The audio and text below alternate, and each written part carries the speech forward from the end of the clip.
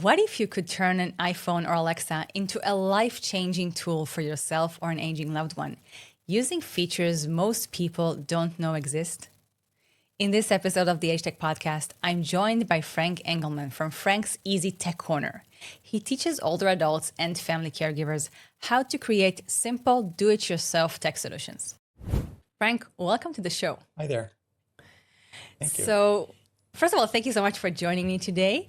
And I always like to start by asking my guests about their origin story. So, what inspired you to start Frank's Easy Tech Corner and your YouTube channel, Tech for Seniors? After I retired from Intel in 2011, writing these, both I have a web page and a Substack and a YouTube channel, and I was interested in helping seniors because part of my work at Intel was in the Innovation Center, where we were focusing on smart home devices for people, especially elders.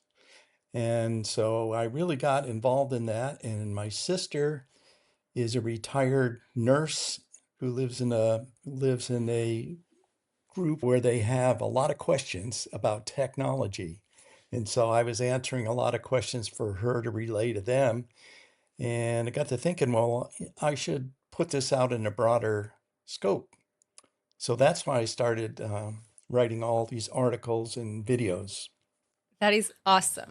And I understand that your main goal is to focus on easy to set up solutions.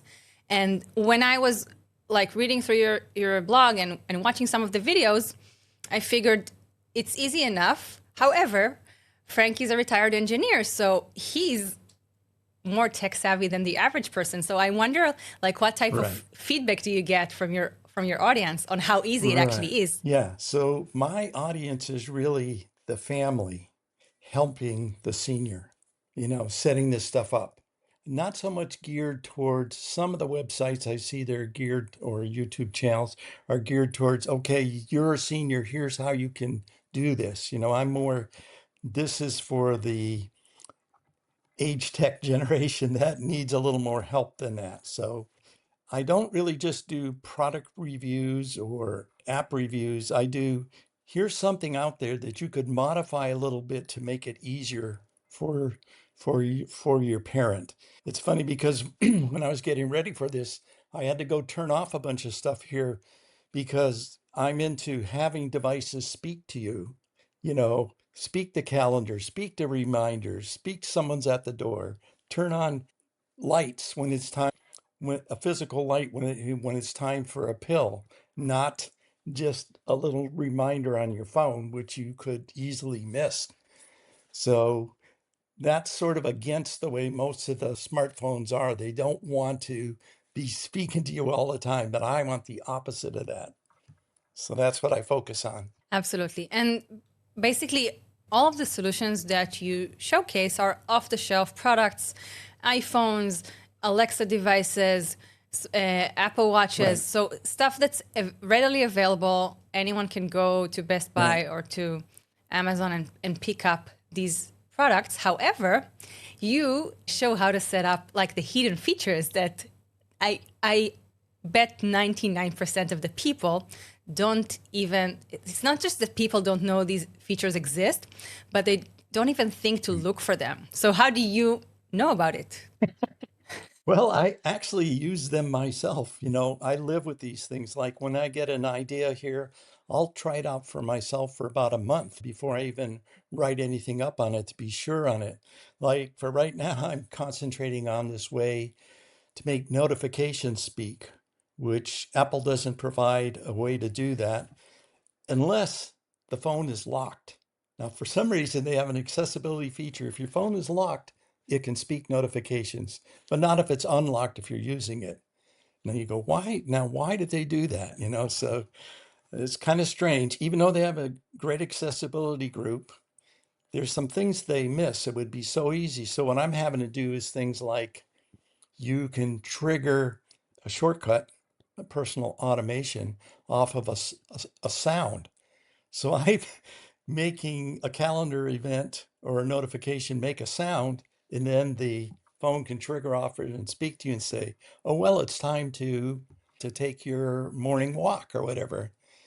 And what I do a little more than that is rather than just little tiny notifications you get on the screen, I instead put a large notification up there that you have to dismiss. So you have to get up, and I've done things like a couch potato alert that tells you it's a chair sensor. If you don't get up once an hour, it talks to you and also puts a light on, to say you should get up. So, Wow.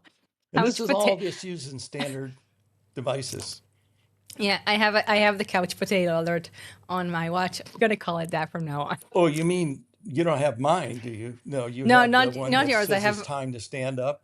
exactly. I have a notification on my smartwatch from time to time. Yeah, it's time to get up. You've been sitting for too long. So I'm gonna call it the Right. couch potato uh, Yeah. notification from now on. It's brilliant. So I wonder, what is like the biggest thing that you learned from doing this that surprised you? I don't know if you heard that. Is that Alexa? That was if you don't check in once a day, there's an app out there that will text you. Okay. But of course you might miss it. Even the text, you'll miss a notification, but you might miss the text you walked in another room. So I make it speak to you. I can even have it turn on a light for you and one for your family member who's your contact. So to let them know, hey, you didn't check in today. So It's great. that's the I kind of stuff I add to standard apps that are out there. I read that one. You just published it yesterday. It was like this SnugSafe Yeah, app. That one, yeah. a brilliant solution. So, what is the thing that you've learned that surprised you the most? Was there anything that you learned through this journey that was like counterintuitive for you, like an aha moment? No, it's just that it's very hard to know what's a good idea to work on, because as you've mentioned many times in your podcast, you don't just want to use the grandma. Well, my grandma needs this. So it's hard even with my sister who has a lot of people that she collects from, or things that I found on my own because I'm in my 80s. And so I need a lot of these things. If you get a reminder on your phone, it's time to take a pill. Well, I don't want to do it right now. Right. So, but if there's a light that stays on, as I see across the room, there's lights on, and I know that I better go do it. And if I get near it, there's a motion sensor says, remember, you got to take your vitamin or whatever. So a lot of these things I test them with my sister. The other things I do is like I troll a lot of websites, like both the tech websites like Reddit or the vendor websites like Apple, Amazon, Echo. Also ones like Facebook and Instagram, those groups on there where people are looking for solutions. But I don't have a better way to know if my idea is going to be good other than sort of put it out there and see what kind of feedback I get on it. And getting feedback is hard. Most people, even if they like it, they don't even tell you. It just I've had this kind of direct contact with my sister's friends. They don't get back to her, and she has to ask them.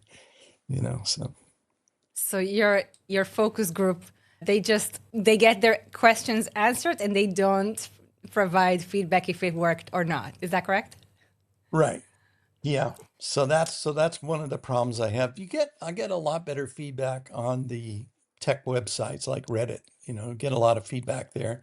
Get a lot of ideas there too. One of the things that's helped me a lot too is Chat GPT has been great at providing do-it-yourself kind of solutions. They're not always right, but it helps me get a different set of input by asking, well, what's out there that does this? And they'll come up with some things. And so I found that helps. It also helps me with coding too, because I write iPhone apps too. Brilliant. So I wonder, first of all, what caused you to create your own apps? I assume it was like an unmet need that you encountered. Yeah, a lot of the things I do are just using specific settings that people don't know about that are buried under accessibility or shortcuts, Apple shortcuts. But there's some things you can't do. Like I was working on this one where this person wanted a way to, when they're out of the room and their iPhone gets a phone call, when they come back in the room, they want a light to be flashing, a physical light. Okay. Well, with shortcuts, you can't trigger off of that, but I can if I write a app.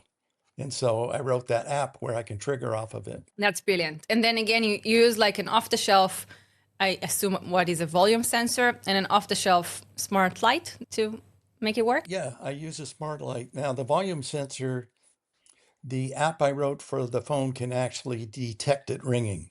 Okay. So it doesn't have to listen. It's actually APIs where it can know it's ringing. And so I use that to trigger the smart light. Brilliant. And one thing that I did not know about, but I learned through your blog, is that iPhones can actually detect specific sounds like the doorbell ringing and flash the lights. Yes. Yeah, It's I've done that one for a person who needed that, if they're deaf. I also did one using sounds to record how many times a day you cough, if you're worried about that. So Oh wow. it's got a lot of capabilities. It's a little flaky, though. I'll say. It I'm doesn't sure. always work, which is what so I don't, for example, the sound detection one that I'm working on now for notifications. I'm going to test it for a couple more weeks to be sure it works. It can't fail a lot, you know what I mean? It could fail once in a while, but so that's what I Absolutely. focus on is I actually use this stuff myself too. So what is the most underrated tool or app that you have found and you wish more people would know about or use? I'd say look in the accessibility settings of your iPhone or iPad. That's important. There's a lot of hidden gems in there. And the other one is look into shortcuts because you can do a lot with those, but you can make, when I said you can't make your phone speak, Apple will only allow the iPhone to speak notifications when it's locked, but you can make messages and incoming emails speak using shortcuts, which is a way around that limitation. So there's a lot that you can do with that. So if you look, when I think about my articles, a lot of them are based on that settings in using shortcuts or specialty apps that I and others have written to do things. That's awesome. I wonder, you mentioned it on your blog that you try to also find solutions that work without Wi-Fi or even an internet connection. What are Yeah, some examples that's a for, tough for one. easy solutions that don't do that? Because almost everything requires a Wi-Fi these days. It does. And the vendors could do a better job of this because there are Bluetooth smart plugs that you can use, that you can set them up with Bluetooth, but they can actually operate on Bluetooth. But the problem is the vendor also expected there to be Wi-Fi there for their app to work. So it makes it a little tough. I have found several standalone things, like I've got motion sensors that can talk to a smart bulb without any Wi-Fi. They're just direct connection through RF. And I've done buttons too. There's even one that has a turn knob that you can adjust the brightness. So I do a lot of that kind of thing where I'm trying to think of the person who doesn't have anything. And my new focus is going to be on I just have a iPhone. That's all I have. I don't want any I don't want any other device. Apple with their home app. They want you to have an Apple TV or a HomePod mini. But you can do a lot with just your iPhone and shortcuts. And so I'm going to show how you can do some limited smart home controls with just that. Smart home controls with just an iPhone? Yeah. Wow. So I mean, you do need at least smart plugs or smart light bulbs and smart. Well, yeah. Well, yeah, whatever you want to, excuse me, turn on like a smart bulb or a smart plug, right? So the trick is that if you've ever looked at Apple shortcuts, if you've ever looked into actions, a lot of the vendors like TP-Link and others will actually have a shortcut action for their devices, which is something that not a lot of people know about. It's sort of a hidden feature with an iPhone that you can turn on a TP Casa smart plug, So is there anything that you tried to do, but you simply couldn't find an easy enough solution using existing off-the-shelf product? I mean, are there any types of challenges like that you were asked to solve that you just weren't able to, and you'd say, okay, we can't do this today. The Yeah, current I'd technology say doesn't allow because it. of, yeah, exactly. Because when you work with Apple, they're very big into security. And so when I did this one for the flashing a light when a phone call comes in, well, I'd like to be able to, they want to know the difference between, is it from one of my contacts or is it not? Just a general thing. So you could change the light color. I can't find APIs to do that. Another one is they want to differentiate between it rang and it left a voicemail. I can't do that either. So these are the things the vendor has to solve, that I don't have access to. So if we have anyone from And Apple there's a lot watching of things us, I wish they would. There's a lot of things I wish they do too. They have this accessibility group, and they have special settings for things. But the problem is on their general apps like Mail, they have tiny little icons that my 98-year-old aunt cannot see. And they make them like a light blue, and she has to take a magnifying glass and that kind of thing. And they need just a setting. I want accessibility mode. The closest thing they came out with assistive access, which I don't know if you've seen my article on this. It turns a smartphone into it's got like maybe 4 to 6 big icons on there that you can tap on to make it like almost like an old flip phone with just big icons. Well, they didn't do all the apps, like they didn't do Mail, for example, yet. So hopefully they'll do that. I think that's one area in which Android actually is better because you can just download like a big button launcher from the App Store, the Google Store, and you're done. Yeah, but I've What chosen to go with Apple and Amazon here because I that seems to be what most of the people I talk to want, so. So what are your favorite DIY solutions that you came up with that are most useful or most fun to use? I'd say the lighting when it's a reminder to do something, the speaking, the reminders, and having to press a button to say I did it, so. And then I have family that checks on these, I have other accounts so I can see what it looks like from the other side too, so I can track how they're doing. Things like guided lighting at night when you get out of bed to light the pathway to the bathroom and turn on the lights in the bathroom at a lesser level at night so that you don't get blinded. So those are probably the things I use the most too myself. So That is brilliant. I love the guided path. I'm sure that some people watching us are wondering about the affordability of setting your entire home with smart lights and getting all of these Alexa devices, which I assume you have multiple Alexa devices, and getting an sure. iPhone and getting iPads and the Apple Watch. What is some advice that you have for people Yeah. who want to get to make their home smart? They are reading through your blog, they're inspired, they want to do it, but they're not going to spend thousands of dollars on it right now. Right. Sure.